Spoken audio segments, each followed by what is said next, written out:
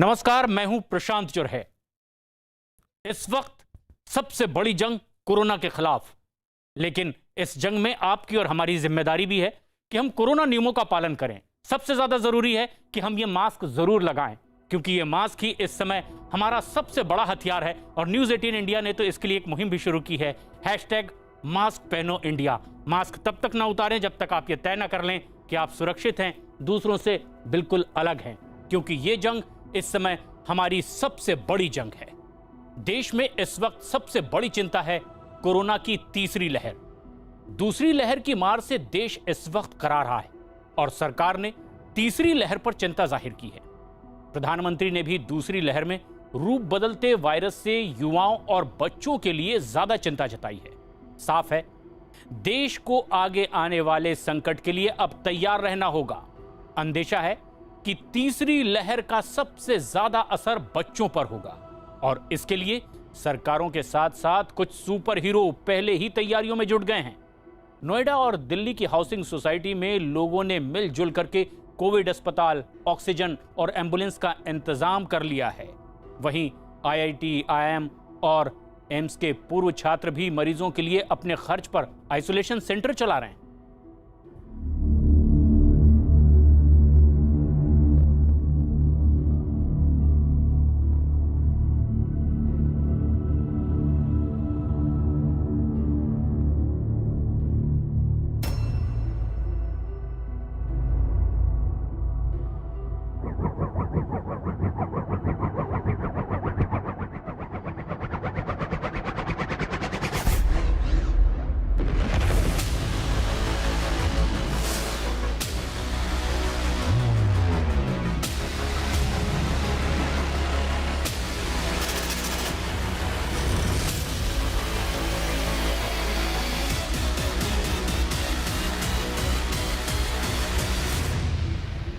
Second wave के बीच virus mutation की वजह से अब युवाओं और बच्चों के लिए भी ज्यादा चिंता जताई जा रही है। अभी तक हमारी जो रणनीति रही है, आपने जिस तरह फील्ड में काम किया है, उसने इस चिंता को उतना गंभीर होने से रोकने में मदद तो की है, लेकिन हमें आगे के लिए और अधिक तैयार रहना ही होगा।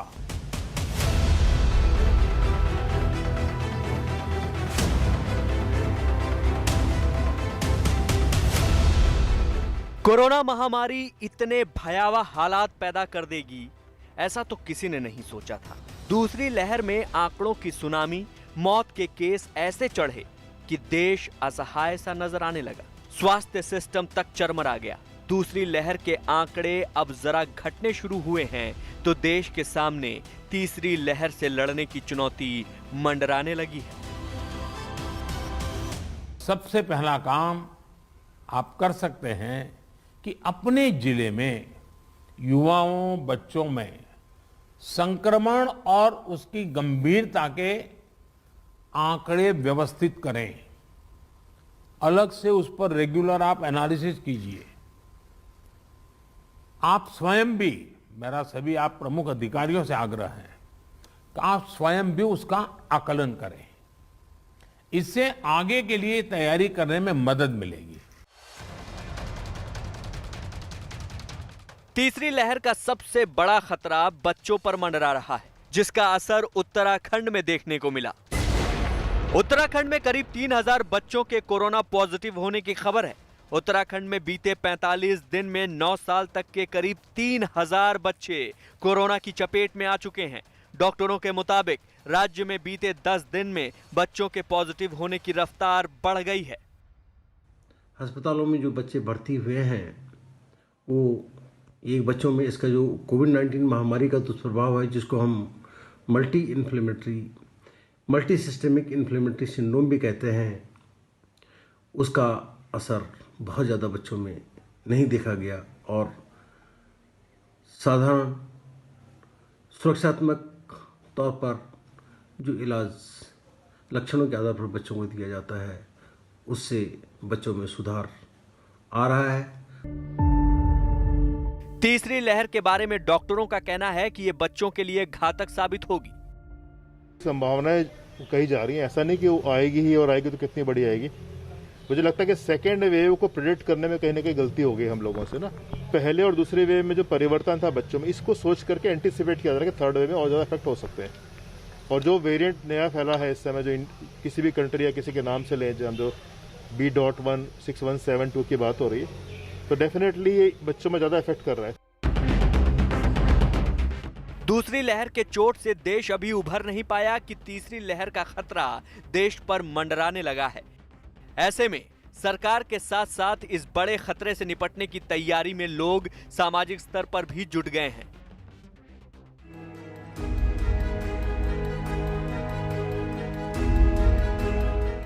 नोएडा की महागुन मॉडर्न सोसाइटी ने तीसरी लहर से निपटने के लिए 50 बेड का आइसोलेशन वार्ड तैयार किया है। इसे खास तौर पर बच्चों के लिए बनाया गया है। कोरोना के तीसरे लहर की संभावना जताई जा रही है। सरकार भले ही तैयारी शुरू कर दी है, लेकिन कुछ एक ऐसी सोसाइटी भी हैं जो खुद से तैयारी करना शुरू कर दी है तीसरे लहर से लड़ने के लिए। नोएडा में एक ऐसी ही सोसाइटी है और उस सोसाइटी में इस वक्त मैं मौजूद हूं और यहां पर आइसोलेशन वार्ड बनाया गया है। 50 बेड का आइसोलेशन वार्ड पूरी तरीके से तैयार है। इस वार्ड के सभी बेड्स पर ऑक्सीजन सप्लाई और ऑक्सीजन कॉन्सेंट्रेटर का इंतजाम भी किया गया है। इस आइसोलेशन वार्ड में मरीजों की देखभाल के लिए 16 डॉक्टरों को तैनात किया गया है। साथ ही सोसाइटी ने 4 नर्सों को वार्ड में रखा है। सोसाइटी के मुताबिक किसी भी सोसाइटी के मरीजों के लिए आइसोलेशन वार्ड की सुविधा उपलब्ध है। अप्रैल से स्टार्टिंग अप्रैल से ही शुरू है और मतलब पहले तो हमने अपने सोसाइटी में चालू किया था, एक मेडिसिन बैंक करना स्टार्ट किया था। फिर धीरे धीरे हमने सोचा कि आइसोलेशन सेंटर भी खोलना चाहिए, जिससे कि और ज़्यादा हम मदद कर पाए आपस में ही, जिससे कि बाहर केसेस ना जाए और अंदर ही अंदर सब ठीक हो जाए। सोसाइटी ने अपना दवा बैंक बनाने के साथ साथ एम्बुलेंस भी खरीद ली है। एम्बुलेंस जो इस सोसाइटी ने खरीदी है और ये एम्बुलेंस जो है यहाँ के आसपास के लोगों की सेवाओं के लिए है कि जो कोरोना का जो तीसरा वेव आएगा उस वेव से निपटने के लिए जिस तरीके से दूसरे वेव के दौरान जो अभी कुछ दिन पहले जो हालात बने हुए थे, ऑक्सीजन की कमी और तमाम जो दिक्कतें आ रही थी, वो दिक्कतें तीसरे वेव के दौरान ना आए, जिस तरीके से आशंका जताई जा रही है, उस आशंका से निपटने के लिए यहाँ पर इस सोसाइटी ने एम्बुलेंस ले लिया है। महागुन मॉडर्न सोसाइटी के प्रेसिडेंट के मुताबिक एम्बुलेंस खरीदने में 20 लाख रुपए खर्च हुए, जबकि आइसोलेशन वार्ड बनाने में तकरीबन 40 लाख अब तक खर्च हो चुके हैं। हाउसिंग सोसाइटी में बनी ये सुविधा लोगों के चंदे से तैयार की गई है।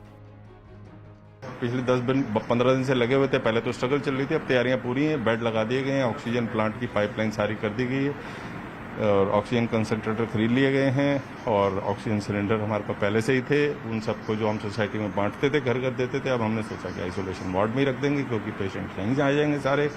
दवाइयों का बैंक खोल रखा था हमने पहले, उसको अब हमने यहाँ पर शिफ्ट कर दिया है। लोगों को हम फ्री मेडिसिन भी देते हैं। महामारी के इस भयावह दौर में जब लोग आसपास बैठने से कतरा रहे हैं, उस दौर में महागुन सोसाइटी की ये मदद बहुत से लोगों की जान बचा सकती है। महागुन मॉडर्न सोसाइटी की तरह ही अब कोरोना मरीजों की मदद के लिए IIT, IIM और एम्स के पूर्व छात्र सामने आए हैं। इन सभी पूर्व छात्रों ने दक्षिणी दिल्ली के छतरपुर में एक आइसोलेशन सेंटर बनाया है। इन सभी पूर्व छात्रों ने मिलकर AIR फाउंडेशन बनाया है और इस फाउंडेशन के तहत चंदा इकट्ठा करके करीब 1 करोड़ रुपए का फंड जुटाया है। अभी इस सेंटर में 80 बेड की व्यवस्था की गई है। फाउंडेशन का मतलब है alumni of Indian institutes for Covid relief. ये ट्रस्ट हिंदुस्तान के जितने बड़े एजुकेशनल इंस्टीट्यूट्स हैं, जैसे कि IIT, एम्स, IIM, मैमसी, इस तरह के सभी इंस्टीट्यूट्स के एलुमनाई ने मिलकर इसे बनाया है। सेकेंड वेव से बहुत घातक तरीके से लोगों को बीमार हो रहे थे और हेल्थ इंफ्रास्ट्रक्चर हमारा बहुत ज़्यादा प्रेशर में आ गया था, तो हमने ये एयर फाउंडेशन बनाई, जिसका प्राइम ऑब्जेक्टिव यही था कि कैसे लोगों की मदद की जाए। कोरोना के हालात को देखते हुए अब इस सेंटर में गंभीर मरीजों के इलाज की व्यवस्था भी की जा रही है। इसके अलावा इस सेंटर में कोरोना मरीजों की दवाएं, भोजन की व्यवस्था फाउंडेशन की तरफ से की गई है और इसके लिए कोई पैसा नहीं लिया जाता। डिस्ट्रिक्ट एडमिशन साउथ की मदद से हमने इस सेंटर को कारगर किया और यहाँ पर अब हम 80 SpO2 से ऊपर के सभी पेशेंट्स को सभी तरह की मेडिकल फैसिलिटीज़ उपलब्ध करा रहे हैं। उनको ऑक्सीजन भी दी जा रही है, दवाइयाँ भी दी जा रही हैं, हमारे पास डॉक्टर्स भी हैं, नर्सेज भी हैं और वहाँ पर खाना आदि सुविधा सभी दी जाती है और ये सभी सुविधाएं किसी को भी मुफ्त दी जाती हैं, किसी से भी किसी प्रकार के कोई पैसे नहीं लिए जाते। दूसरी लहर से लोगों के मन में कोरोना का डर और गहरा हो गया है और जब देश के सिर पर तीसरी लहर आने का खतरा मंडरा रहा है तो लोग खुद ही जान बचाने का साजो सामान जुटा रहे हैं ताकि अपनी जान के साथ साथ दूसरों की जान बचाकर भी जन सेवा की जा सके। दिल्ली के विकासपुर में DG3 सोसाइटी के लोगों ने भी खुद ही अपना मेडिकल स्टोर तैयार कर लिया है। ये तस्वीर आप देख रहे हैं कि किस तरीके से एक पूरा मेडिकल स्टोर यहाँ पर क्रिएट किया गया है जिस सोसाइटी के लोगों के लिए बनाया गया है। यहाँ पर आप देख रहे हैं ऑक्सीजन सिलेंडर्स आपको नजर आ रहे हैं, कॉन्सेंट्रेटर्स नजर आ रहे हैं, जो सैनिटाइजेशन के लिए किट्स होती हैं, स्प्रेज होते हैं वो दिख रहे हैं और सबसे अहम बात यहाँ पर दवाइयाँ आपको नजर आ रही हैं। ये तमाम दवाइयाँ वो हैं जो कोविड के लिए इस्तेमाल की जाती हैं, जो माइल्ड सिम्टम के तमाम लोग घर पे होते हैं, जो दवाइयाँ उन्हें सजेस्ट की जाती है, प्रिस्क्राइब की जाती हैं। एक तो जो सबसे बड़ी समस्या ऑक्सीजन की थी वो हमने दूर कर दिया। हमारे पास 6 से 7 बड़े ऑक्सीजन सिलेंडर हैं, 2 ऑक्सीजन कंसंट्रेटर है, ऑक्सीमीटर तो हमारे पास बहुत सारे हैं जो हम फ्री ऑफ कॉस्ट देते हैं। मेडिसिन जो इम्पोर्टेंट मेडिसिन है, फेविफ्लू हो, मिड्रॉल हो, जो मार्केट में अवेलेबल नहीं होते हैं, इस तरह के भी मेडिसिन हम लोगों ने अपनी सोसाइटी के लिए लोगों के लिए रखा है। दूसरी लहर सिर्फ अकेली कहर बनकर जनता पर नहीं टूटी। इस लहर में समाज में छिपे गिद्धों ने जनता को खूब लूटा। दवाओं की कालाबाजारी की गई, एम्बुलेंस के दाम हवाई जहाज से भी कई 100 गुना ज्यादा मांगे गए। इन सबसे सबक लेकर नोएडा की सोसाइटी की तरह ही विकासपुर की सोसाइटी ने भी अपनी सोसाइटी के लिए एम्बुलेंस का इंतजाम खुद कर लिया है। तो अब एम्बुलेंस की तस्वीर आपको दिखाते हैं। ये देखिए आप, इसे एम्बुलेंस में तब्दील किया गया है। ऑक्सीजन सिलेंडर, ह्यूमिडिफायर, फ्लोमीटर, तमाम चीज़ों के साथ एक सिलेंडर को तैयार किया गया है जो इमरजेंसी सिचुएशन में काम आ सके। इसके साथ साथ अटेंडेंट के लिए पीपी सूट भी नजर आ रहा है, मास्क है, ग्लव्स हैं, शील्ड है, तमाम चीज़ों को यहाँ पर लगाया गया है और साथ ही स्ट्रेचर जो पेशेंट के लिए होते हैं जिनसे निकालकर तुरंत से उन्हें अस्पताल में ले जाया जा सके, ये इंतजाम भी सोसाइटी में किया गया है। कोरोना महामारी 100 साल की सबसे बड़ी त्रासदी बनकर देश दुनिया पर टूटी है। ऐसे हालात में जब हर तरफ अंधेरा ही नजर आता है, नोएडा, छतरपुर, विकासपुरी के लिए ये लोग समाज के लिए उम्मीद की किरण बनने का काम कर रहे हैं। कराह रहे देश का यही हौसला है जो उम्मीद बधाता है कि एक दिन हम इस व्याधा से भी जीत जाएंगे।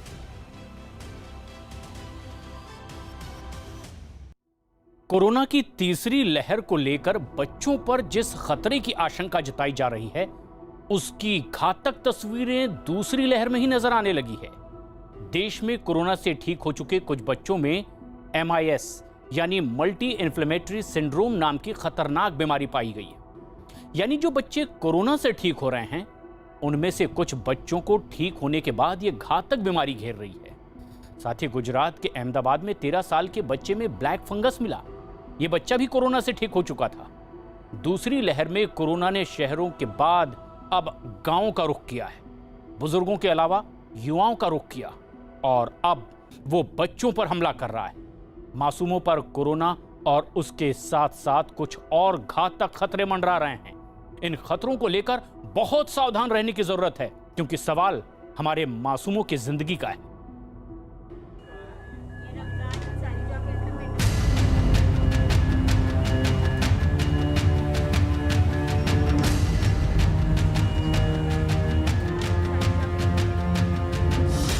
कोरोना कहर के बीच 3 चुनौतियां। कोरोना वायरस को लेकर देश एक दो नहीं बल्कि 3 बड़ी चुनौतियों का सामना कर रहा है। तीसरी लहर से पहले जो तस्वीरें नजर आ रही हैं, वो काफी हैरान करने वाली हैं। कोरोना की तीसरी लहर को लेकर सबसे ज्यादा चिंता बच्चों की है।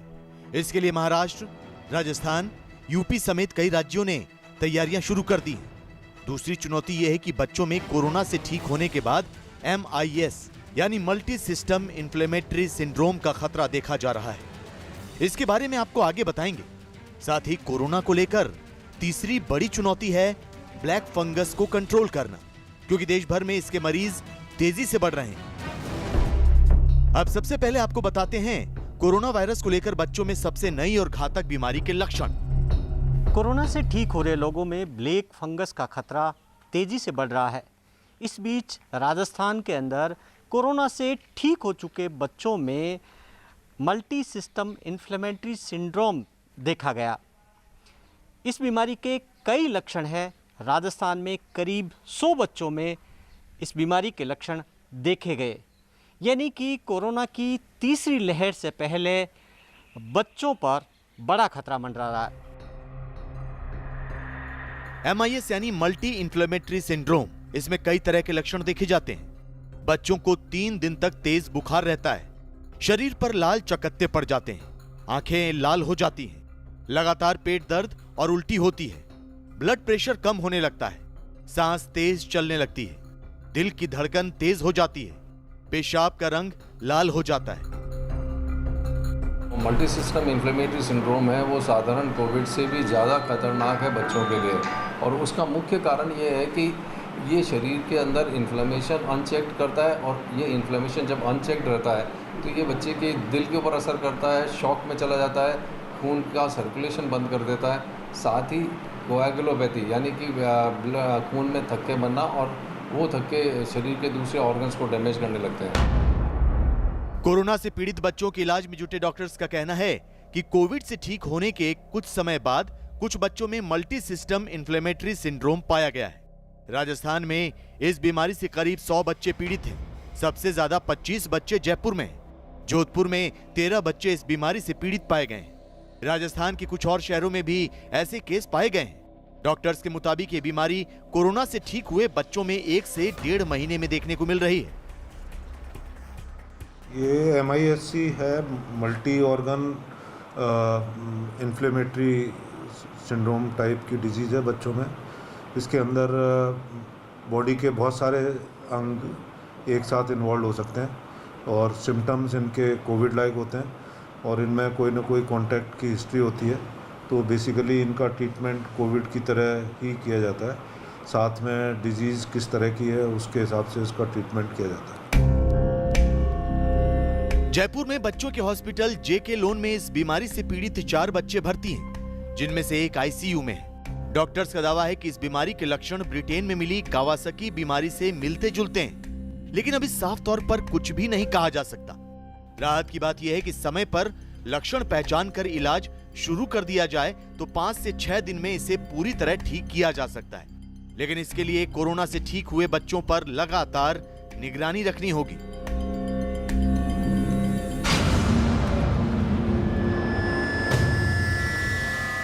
कोरोना महामारी के साथ साथ ब्लैक फंगस की मुसीबत अब बच्चों में दिखने लगी है। अहमदाबाद में ब्लैक फंगस का पहला मामला सामने आया है। यहाँ एक निजी हॉस्पिटल में कोरोना का इलाज कराने के बाद बच्चे की रिपोर्ट नेगेटिव आई, तो कुछ दिनों बाद उसमें ब्लैक फंगस की पुष्टि हुई।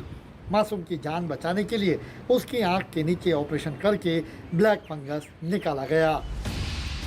अहमदाबाद के एक निजी हॉस्पिटल में बच्चों में ब्लैक फंगस के मामले ने सबको हैरान कर दिया। डॉक्टर्स की चिंता भी बढ़ गई है, क्योंकि गुजरात में ब्लैक फंगस के केस बहुत ज्यादा हैं। डॉक्टर्स के मुताबिक 13 साल का बच्चा कोरोना से संक्रमित हो गया था, लेकिन इलाज के बाद वो स्वस्थ हो गया। हालांकि कुछ दिनों बाद उसे आंखों के नीचे दर्द की शिकायत रहने लगी, जिसके बाद जांच में ब्लैक फंगस की पुष्टि हुई है। डॉक्टर्स की टीम ने ऑपरेशन करके बच्चे को बचा लिया है, लेकिन वो इस केस पर रिसर्च भी कर रहे हैं। पहला केस हमने देखा है, तो उससे हमारी ये धारणा भी टूट गई है कि म्यूकोरमाइकोसिस बच्चों में नहीं होगा, ये भी हमने देख लिया है। जिस तरीके से हमें एडल्ट्स के अंदर बहुत सारे केसेस देखने को मिल रहे थे म्यूकोरमाइकोसिस के, हमने बहुत सारे कॉम्प्लिकेशंस भी देखे। यही सारी चीज़ बच्चों में भी संभव है, ये इस केस ने साबित कर दिया है। ऑपरेशन हमारी सर्जिकल टीम ने किया था। ऑपरेशन डेफिनेटली जटिल था, क्योंकि बच्चे का साइनस की सर्जरी हुई, उसका तालू निकाला गया और उसके राइट साइड के ऊपर के दांत निकाले गए। ये लंबा, कठिन, जटिल ऑपरेशन था, और उससे भी दुखदायी बात यह है कि बच्चे के लगभग 1/4 दांत निकाल देने पड़े।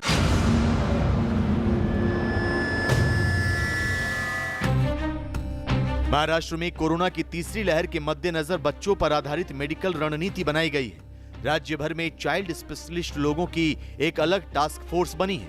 मुख्यमंत्री उद्धव ठाकरे के निर्देश पर बनी टास्क फोर्स पूरे राज्य में सभी छोटे बड़े शहरों में डॉक्टर्स को बच्चों के मामलों पर सलाह देंगे। साथ ही राज्य सरकार को भी जरूरी उपाय करने के लिए अपनी राय देगी। महाराष्ट्र में सभी जगहों पर एक अलग चाइल्ड केयर यूनिट बनाने का काम भी शुरू हो चुका है।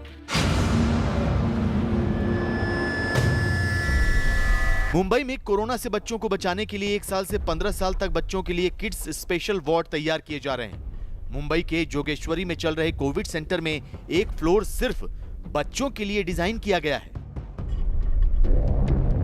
वेव 3 के खतरे के बीच मुंबई में इससे निपटने के लिए पूरी तरीके से तैयारी कर ली है। वहीं विशेषज्ञों का कहना है कि वेव 3 में सबसे ज्यादा प्रभावित बच्चे होंगे। उसको मद्देनजर रखते हुए मुंबई के जोगेश्वरी इलाके में हम मौजूद हैं, SRA बिल्डिंग में, जहां इस वेव से निपटने के लिए बच्चों के लिए स्पेशल कोविड वार्ड बनाए गए हैं। इस पूरे फ्लोर पे आप देख सकते हैं तकरीबन 40 कमरे हैं और 80 बेड्स की पूरी फैसिलिटी जो है तैयार की गई है। ये डेडिकेटेड सिर्फ बच्चों के लिए रखी जाएगी। वहीं बच्चों को पूरी तरीके से ध्यान रखने के लिए यहाँ के जो डॉक्टर्स हैं वो राउंड द क्लॉक काम करेंगे और पूरी तरीके से बच्चों से बातचीत करने के लिए या बच्चों का इलाज करने के लिए उनको ट्रेन किया जाएगा। वहीं मुंबई के जोगेश्वरी में बने किड्स कोविड स्पेशल सेंटर में 40 कमरे होंगे। हर कमरे में 2 बेड्स की व्यवस्था है। जो बच्चे बहुत छोटे हैं और माता पिता के बगैर नहीं रह सकते, उनके लिए कमरे का दूसरा बेड एक पेरेंट को दिया जा सकता है। जोगेश्वरी में ये खास इंतजाम BMC और डॉक्टर्स फॉर यू NGO ने मिलकर तैयार किया है। MCGM के साथ कोलैबोरेट करके बच्चों के लिए बहुत कुछ कर रहे हैं। जैसे ये सेंटर टोटल 600 बेडेड सेंटर है, जिसमें हमने 140 बेड ऑक्सीजन सपोर्टेड लगाया है और 80 बेड सिर्फ पेडियाट्रिक रखा है। जैसे ये रूम है वो fully paediatric, it is like a semi ICU setup कि बच्चों को यहाँ से कहीं जाने का जरूरत नहीं पड़ेगा। काफी चाइल्ड फ्रेंडली बनाया हुआ है, उनके पेरेंट्स भी साथ में रह सकते हैं। महाराष्ट्र की तरह उत्तर प्रदेश में भी कोरोना की संभावित तीसरी लहर को लेकर बच्चों के लिए खास इंतजाम किए जा रहे हैं। गौतम बुद्ध नगर में 100 बेड के 2 अस्पताल बनेंगे। यमुना प्राधिकरण 2 अस्थायी हॉस्पिटल बनवाएगा। दोनों अस्पतालों में बच्चों और महिलाओं का इलाज होगा। 10 महीने में हॉस्पिटल बनाकर तैयार करने का लक्ष्य है। गौतम बुद्ध नगर के सेक्टर 18 और 20 में जगह निर्धारित हुई है।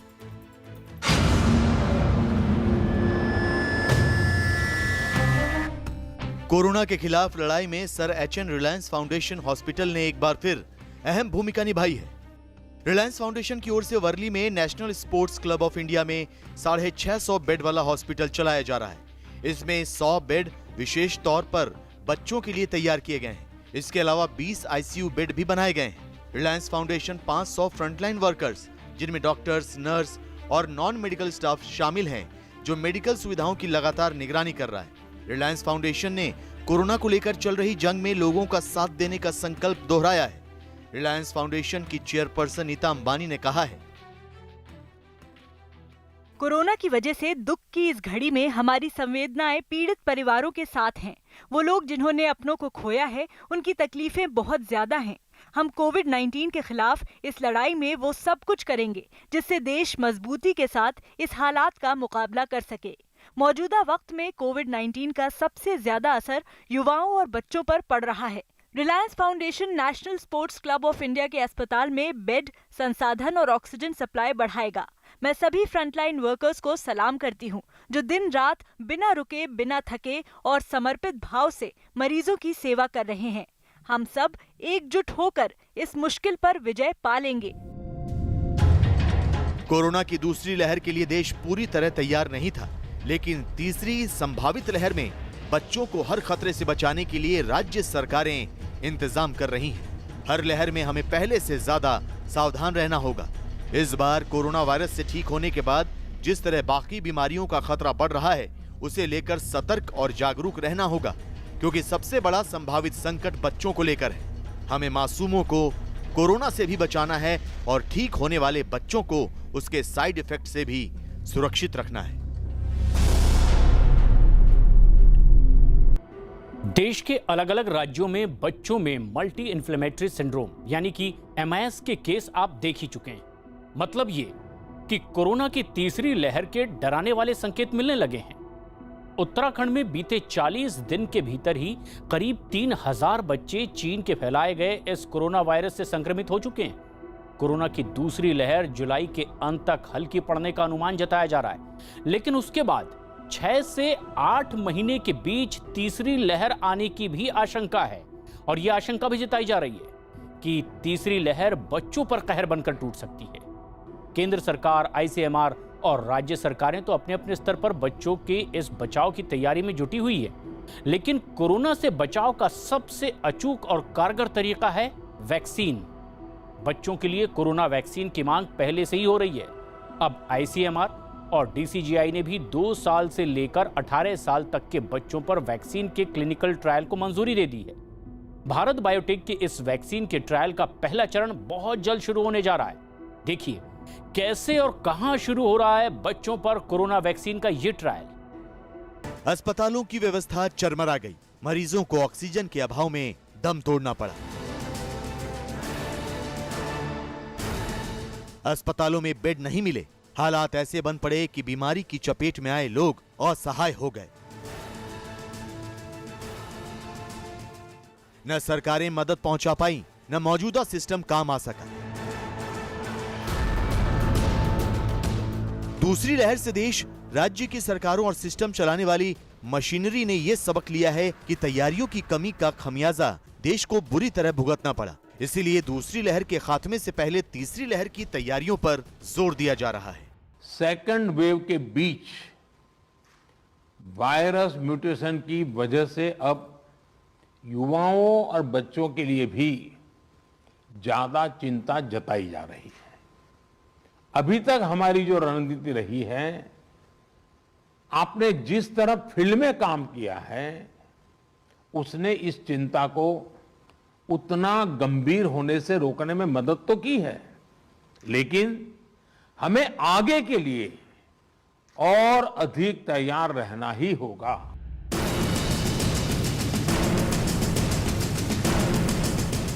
महामारी में अब तक सबसे सुरक्षित रहे बच्चे। मार्च 2020 से देश में कमोबेश ही स्कूल खुले होंगे। देश के बच्चों को वायरस से बचाने का यही एकमात्र रास्ता है कि उन्हें घर में बंद रखा जाए। लेकिन दूसरी लहर में वायरस ने जिस घातक रफ्तार से लोगों को शिकार बनाया है, उससे देश डरा हुआ है। अनुमान है कि कोरोना की दूसरी लहर का कहर जुलाई के अंत तक धीमा पड़ जाएगा, जो राहत वाली बात है। लेकिन अगले 6 से 8 महीने के भीतर कोरोना की तीसरी लहर को लेकर चिंता जताई जा रही है। अंदेशा लगाया जा रहा है कि तीसरी लहर में बच्चों के ऊपर बुरा असर पड़ सकता है। यही वजह है कि केंद्र से लेकर राज्य सरकारें तीसरी लहर को लेकर अभी से सचेत हो गई हैं। केंद्रीय स्वास्थ्य मंत्री ने आज 9 राज्यों और केंद्र शासित प्रदेशों के स्वास्थ्य मंत्रियों के साथ वीडियो कॉन्फ्रेंसिंग की और कोरोना की तीसरी लहर पर तैयारियों के लिए आगाह किया। इस बात की चर्चा जरूर है कि आने वाले समय में अगर वायरस के अंदर और म्यूटेशन होगा तो शायद वो बच्चों को ज्यादा प्रभावित कर सकता है। तो उस बात को भी ध्यान में, संज्ञान में रखकर हमारी जो हेल्थ फैसिलिटीज हैं उनको हम अपग्रेड करते हुए, वहाँ इंफ्रास्ट्रक्चर को रैंप अप करते हुए, विशेष रूप से बच्चों के लिए जो हमें एक्सपर्ट्स की सहायता से विशेष प्रयास करने हैं, उनके ऊपर भी हम लोग सब मिलकर खास ध्यान करें।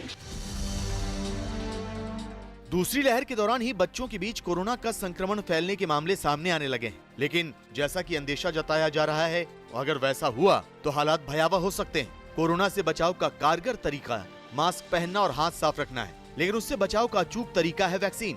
बच्चों के लिए वैक्सीन की मांग पहले से ही हो रही है। अब राहत की बात यह है कि बच्चों की वैक्सीन के क्लिनिकल ट्रायल को मंजूरी मिल गई। DCGI यानी drug controller general of India ने वैक्सीन के ट्रायल को मंजूरी दे दी है। थर्ड वेव में मैक्सिमम बच्चे इन्वॉल्व होने वाले हैं, ये एक प्रेडिक्शन है। होता नहीं होता वो मालूम नहीं, पर प्रेडिक्शन जो लास्ट टाइम किया था कि अडल्ट्स में ज़्यादा आएगा सेकेंड वेव में, वो सही निकला। इसलिए अपने को ये प्रेडिक्शन को सच मानना चाहिए। उसी का एक भाग है ये वैक्सीनेशन। इसी मुद्दे को लेके Bharat biotech, national viral institute और ICMR ये तीनों ने मिलके विथ गवर्नमेंट ये स्टडी आयोजित की है, जिसको बोलेंगे फेज 3 का फर्स्ट पार्ट। कोवैक्सीन बनाने वाली कंपनी भारत बायोटेक ने ही बच्चों की वैक्सीन भी बनाई है। अब माता पिता की सहमति से बच्चों पर ट्रायल करके ये देखा जाएगा कि वैक्सीन कितनी असरदार है। इस वैक्सीन का ट्रायल 2 से 18 साल की उम्र के बच्चों पर किया जाएगा। 2 से 18 साल तक के बच्चे, जो कि बेसिकली पीडियाट्रिक एज ग्रुप रहता है 0 to 18 ईयर, पर इसमें से 2 साल के अंदर के बच्चों को होने के चांसेस कम रहते हैं, इसलिए 2 years to 18 ईयर्स का ग्रुप सिलेक्ट किया है। इसमें 3 ग्रुप होने वाले। फर्स्ट ग्रुप 2 से 6 साल तक का है, दूसरा ग्रुप जो है 6 से 12 साल तक का है, और तीसरा ग्रुप है 12 से 18 साल का। ऐसे स्टडी पर्पज से 3 ग्रुप तैयार किए हैं। हर ग्रुप में 175 बच्चे ऑल ओवर इंडिया, ऐसे टोटल तीनों ग्रुप के मिलके 525 बच्चे लिए जाएंगे। 2 से 18 साल के बच्चों पर कुल 3 चरण में वैक्सीन का ट्रायल पूरा होगा। फिलहाल इस ट्रायल के लिए 4 सेंटर चुने गए हैं। ये सेंटर हैं एम्स दिल्ली, इसके बाद है एम्स पटना, तीसरा सेंटर है दक्षिण में नीलोफर अस्पताल हैदराबाद, और चौथा है Meditrina institute of medical sciences Nagpur. Trial से पहले बच्चों के खून की जांच की जाएगी। जांच नतीजे डॉक्टरों के मुताबिक आने पर वैक्सीन का ट्रायल शुरू किया जाएगा। स्टडी के लिए अगर पात्र है तो वो स्टडी में लिए जाएंगे और उनको फर्स्ट डोज दिया जाएगा। जिस दिन फर्स्ट डोज दी जाएगा, सपोज 1 तारीख को फर्स्ट डोज दिया, तो दूसरा डोज 28 तारीख को या उसके 2 दिन ज़्यादा से ज़्यादा बाद में, यानी 28 से 30 दिन तक दूसरा डोज दिया जाएगा। और बाकी फिर ब्लड सैंपल्स वगैरह लेके इसका पूरा स्टडी होगा। और इसमें जो जैसे वैक्सीन इज ऑलवेज एंटीजन, तो ये वैक्सीन देने के बाद एंटीबॉडीज कितना डेवलप होता है, क्या होता है, ये देख के ये स्टडी के रिजल्ट दिए जाएंगे। भारत बायोटेक की कोवैक्सीन फिलहाल 18 साल से ऊपर वाले लोगों को दी जा रही है। इसके ट्रायल और नतीजे बहुत अच्छे रहे हैं, इसलिए उम्मीद है कि भारत बायोटेक की बच्चों के लिए बनाई गई वैक्सीन भी कारगर साबित हो सकती है। इस महीने के अंत तक बच्चों की कोरोना वैक्सीन का पहले चरण का ट्रायल सभी 4 सेंटरों पर शुरू किया जा सकता है। इस वैक्सीन का ट्रायल 3 चरणों के बाद पूरा होगा। पहले चरण से तीसरे चरण तक के नतीजों का अध्ययन करने में कुल 208 दिन का समय लगेगा। अगर ट्रायल सुरक्षित रहता है तो DCGI और ICMR की तरफ से वैक्सीन को हरी झंडी दे दी जाएगी। इसके बाद वैक्सीन को बाजार में आने में 1 साल लग सकता है। ट्रायल में अगर सब कुछ ठीक रहा तो करीब 1 साल बाद बच्चों की वैक्सीन आ जाएगी। पूरी प्रक्रिया में टोटल 208 दिन का समय है पूरा। अभी इसका DCGI से अप्रूवल आ गया कि ये वैक्सीन का स्टडी कर सकते हैं। तो अभी लोकल इथिकल कमेटी, जो मेडिट्रीना इंस्टीट्यूट में हमारे लोकल इथिकल कमेटी है, वो इथिकल कमेटी का अभी एक मीटिंग हो गया है। कमेटी इसको अप्रूव करती है तो हम लोगों को वैक्सीन ट्रायल चालू करने में कोई हरकत नहीं। हम लोग पूरी तरह से प्रिपेयर्ड हैं। वैक्सीन अगर कोरोना के खिलाफ काम करती है और बच्चों पर इसका कोई साइड इफेक्ट नहीं होता तो करीब 8 महीने में इस वैक्सीन का क्लिनिकल ट्रायल पूरा हो जाएगा। इसके बाद वैक्सीन बड़े पैमाने पर बनाकर उसे बच्चों को लगाने के लिए अस्पतालों तक भेजा जाएगा। अगर सब कुछ ठीक रहा तो मई-जून 2022 तक बच्चों के लिए वैक्सीन आ जाएगी। लेकिन वैक्सीन आने तक कोरोना से बचाव के लिए कोरोना गाइडलाइन का पालन करते रहें।